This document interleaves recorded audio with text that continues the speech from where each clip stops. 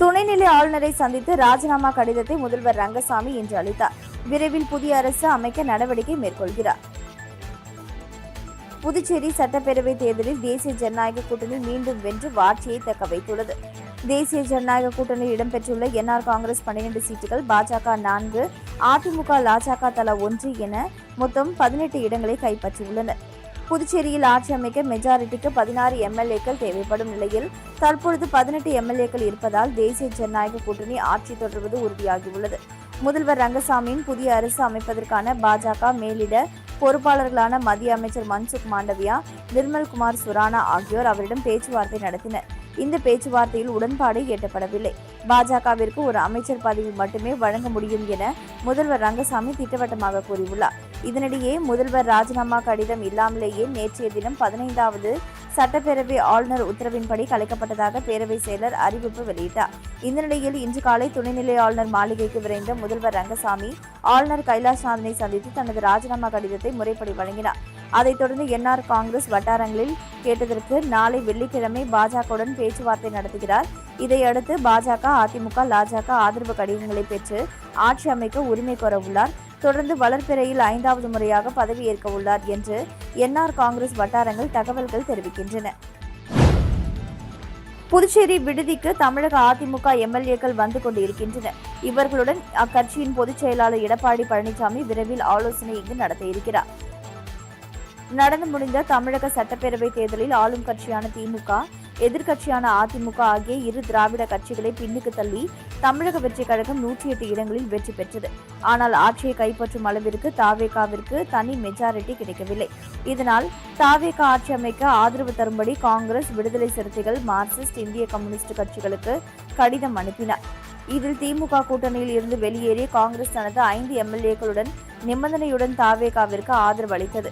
மேலும் அதற்கான கடிதத்தையும் விஜயிடம் காங்கிரஸ் கட்சியினர் நேரில் சந்தித்து வழங்கினர். இதனால் தாவேகா ஆட்சி அமைக்க எம்எல்ஏக்கள் பலம் 113ஆக உயர்ந்தது. இதனால் தன்னை ஆட்சி அமைக்க அழைக்கும்படி தமிழகத்தின் தற்போதைய பொறுப்பு ஆளுநரை தாவேகா தலைவர் விஜய் சந்தித்து எம்எல்ஏக்கள் ஆதரவு கடிதத்தை வழங்கினார்.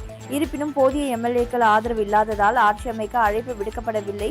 மேலும் 118 எம்எல்ஏக்கள் பட்டியலுடன் வந்தால்தான் ஆட்சி அமைக்க முடியும் என பொறுப்பு ஆளுநர் தெரிவித்துள்ளார்.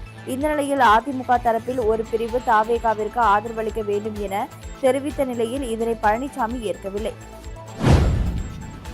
சட்டப்பேரவை தேர்தலில் படுதோல்வி அடைந்ததால் காங்கிரஸ் மாநில தலைவர் பதவியை எம்பி வைத்திலிங்கம் ராஜினாமா செய்து கடிதம் அனுப்பியுள்ளார். புதுச்சேரியில் இந்தியா கூட்டணியில் காங்கிரஸ், திமுக இடையே தலைமை யார் வகிப்பது என தொடங்கி தொடர் மோதலில் ஈடுபட்டது. காங்கிரஸ் நட்பு போட்டியில் ஈடுபட்ட 22 தொகுதிகளில் போட்டியிட்டு ஒரு தொகுதியில் மட்டுமே வென்று படுதோல்வி அடைந்தது. காங்கிரஸ் கட்சியின் தலைவர் எம்பி வைத்திலிங்கம் தட்டாஞ்சாவடி தொகுதியில் ரங்கசாமி எதிர்த்து போட்டியிட்டார்.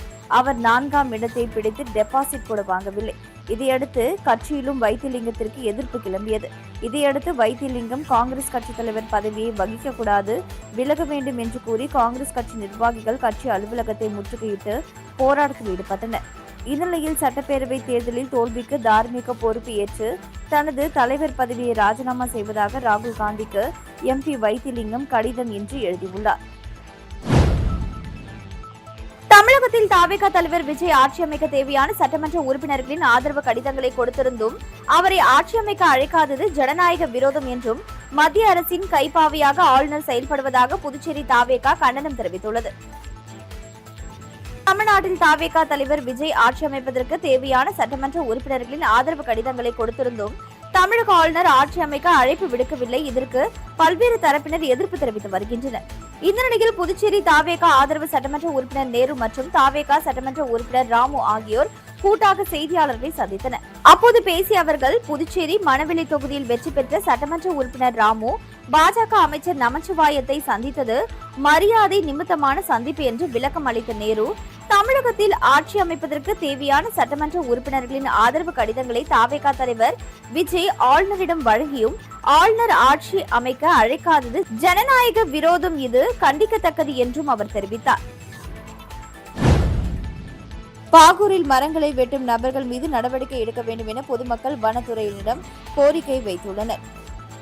பாகூர் அடுத்த முள்ளோடை குருவிநத்தம் சாலை சந்திப்பு அருகில் தெற்கு பகுதியில் வாய்க்கால் செல்கிறது. வாய்க்கால் கரையில் இருந்த மரங்கள் அப்பகுதி நிலத்தின் உரிமையாளர் சிலர் நேற்று முன்தினம் கழித்து உள்ளனர். இதுகுறித்து அப்பகுதி மக்கள் அளித்த தகவலின் பேரில் வனத்துறை அதிகாரிகள் நேற்று அங்கு சென்று ஆய்வு மேற்கொண்டனர். வாய்க்கால் பகுதியில் இருந்த வேம்பு, தூங்குமுஞ்சி உள்ளிட்ட 10க்கும் மேற்பட்ட சிறிய மரங்கள் வெட்டி கடத்தி இருப்பது தெரியவந்தது. இதுகுறித்து நிலத்தின் உரிமையாளரிடம் விசாரணை மேற்கொண்டு வருகின்றனர். இந்த நிலையில் பரிக்கல்பட்டு பகுதியில் தொடர்ந்து மரங்கள் வெட்டப்பட்டு வருவதால் அதிர்ச்சியடைந்த கிராம மக்கள் மரங்களை வெட்டுவோர் மீது நடவடிக்கை எடுக்க வேண்டி வனத்துறையினரிடம் புகார் மனு அளித்துள்ளனர். பாஜக 3 மாநிலங்களில் வெற்றி பெற்றதை தொடர்ந்து திண்டிவனத்தில் பாஜகவினர் பட்டாசுகள் வெடித்தும் பொதுமக்களுக்கு இனிப்புகள் வழங்கியும் கொண்டாடினர். நடந்து முடிந்த சட்டமன்ற தேர்தலில் மேற்கு வங்காளம், அசாம், புதுச்சேரி ஆகிய 3 மாநிலங்களில் பாஜக அமோக வெற்றி பெற்றது. இந்த நிலையில் நாடு முழுவதும் பாஜகவினர் கொண்டாடி வருகின்றனர். இதன் ஒரு பகுதியாக விழுப்புரம் மாவட்டம் திண்டிவனத்தில் பாஜகவினர் திண்டிவனம் தாலுகா அலுவலகம் எதிரே பாஜக வடக்கு மாவட்ட தலைவர் விநாயகம் தலைமையில் நகர அமைப்பாளர் மோதீஷ் குமார் முன்னிலையில் பட்டாசு வெடித்து பொதுமக்களுக்கு இனிப்புகள் வழங்கியும் கொண்டாடினார்கள். மேலும் இதில் 50க்கும் மேற்பட்ட பாஜகவினர் கலந்து கொண்டனர். முருங்கப்பாக்கம் ஸ்ரீ திரௌபதி அம்மன் ஆலயத்தில் நடைபெற்ற தபசு விழாவில் முன்னாள் சேர்மன் ஆனந்தன் உட்பட திரளான பக்தர்கள் கலந்து கொண்டு சுவாமி தரிசனம் செய்தனர். முருங்கப்பாக்கம் பகுதியில் அமைந்துள்ள அருள்மிகு ஸ்ரீ திரௌபதி அம்மன் ஆலயத்தின் பிரம்மோற்சவ விழா நடைபெற்று வருகிறது.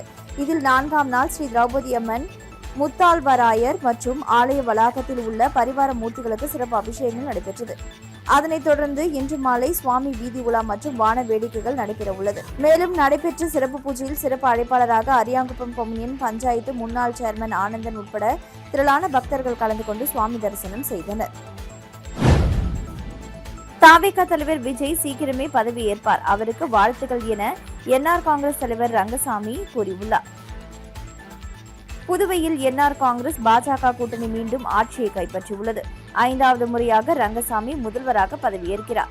இதையடுத்து தனது முதல்வர் பதவியை ராஜினாமா செய்த ரங்கசாமி செய்தியாளர்களிடம் பேசுகையில், புதிய ஆட்சி அமைய வேண்டும் என்பதற்காக தன்னுடைய முதலமைச்சர் பதவியை ராஜினாமா செய்து ஆளுநரிடம் கடிதம் கொடுத்துள்ளேன். விரைவில் புதிய அரசு பதவியேற்கும். தேசிய ஜனநாயக கூட்டணியின் கூட்டம் முடிந்த பிறகு ஆட்சி அமைக்க உரிமை கோர கடிதம் கொடுப்பேன் என்றார். அதிக இடங்களில் வெற்றி பெற்றாலும் விஜய் ஆட்சி அமைக்க சிக்கல் ஏற்பட்டுள்ளது குறித்து கேட்டதற்கு விஜய்க்கு வாழ்த்து, சீக்கிரமே அவர் பதவியேற்பார், ஆட்சி அமையும் என்றார். புதுவை சட்டப்பேரவை கலைக்கப்பட்டதாக சட்டமன்ற செயலாளர் தயாளன் தெரிவித்துள்ளார். புதுவையின் 16வது சட்டப்பேரவைக்கான தேர்தல் முடிந்தது. புதிய எம்எல்ஏக்கள் தேர்வு செய்யப்பட்டுள்ளனர். புதியதாக தேர்ந்தெடுக்கப்பட்ட எம்எல்ஏக்களை அங்கீகரித்து இந்திய தேர்தல் ஆணையம் அரசியலமைப்பு சட்டம் 73வது பிரிவின் அடிப்படையில் அறிவிக்கை வெளியிடப்பட்டுள்ளது. அதன் அடிப்படையில் புதிய எம்எல்ஏக்கள் தொகுதியில் அதிகாரத்தை பெறுகின்றனர். அதனால் புதுவை சட்டப்பேரவை கலைக்கப்பட்டதாக சட்டமன்ற செயலாளர் தயாளன் தெரிவித்துள்ளார். 15வது சட்டப்பேரவையின் பதவிக்காலம் 15/6/2026 வரை இருக்கிறது. முன்கூட்டியே தேர்தல் நடந்து முடிந்து முடிவுகள் வெளியிடப்பட்டதால் இப்பொழுது சட்டப்பேரவையும் கலைக்கப்படுகிறது. புதிய சட்டப்பேரவையில் ஆட்சி அமைக்க பெரும்பான்மை பலமான 16 எம்எல்ஏக்களில் தேசிய ஜனநாயக கூட்டணியில் உள்ள என்ஆர் காங்கிரஸ் 12, பாஜக 4, அதிமுக 1, லாஜக 1 என 18 எம்எல்ஏக்களை பெற்றுள்ளது. பெரும்பான்மை பலம் உள்ள என்ஆர் காங்கிரஸ் தலைவர் ரங்கசாமி ஆட்சி அமைக்க எப்பொழுது உரிமை கோருகிறாரோ அப்பொழுது கவர்னர் இந்த விஷயத்தில் முடிவெடுப்பார். 15வது சட்டப்பேரவையின் தலைவராக பதவி வகித்த செல்வம் புதியதாக அமையும் அரசின் சட்டப்பேரவை தலைவர் அல்லது தற்காலிக பேரவைத் தலைவர் பதவியேற்கும் வரையில் பதவியில் இருப்பார்.